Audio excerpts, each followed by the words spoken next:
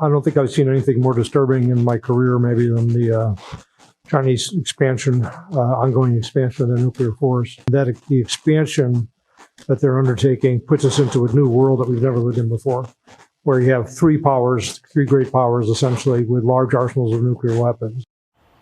The U.S. Air Force Secretary sounding the alarm over China's growing nuclear arsenal as the greatest threat we face today. Fox News senior strategic analyst, retired four-star General Jack Keane. General, you agree with that?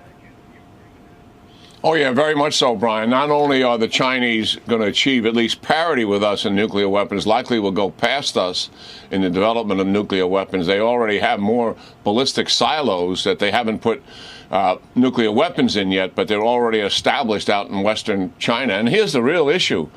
We've never faced this before. China and Russia have a strategic partnership which they defined as limitless. So we'll be facing strategic adversaries who double the amount of nuclear weapons we have. And that is something we have never been in. We've had parity with the Russians for 45 years during the Cold War. We're not going to have parity with the combination of Russia and China together opposing the United States with a nuclear arsenal that's double the size of ours at a minimum. We also know yesterday the Russians made it clear they're not going to inform us of any nuclear tests, and we said we're not going to tell you either. So now we essentially have no agreements.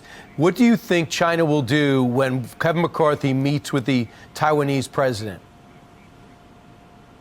Well, there'll likely be some kind of intimidation and coercion back in the region. Certainly, they know that this visit is different than if Speaker McCarthy was going to Taiwan.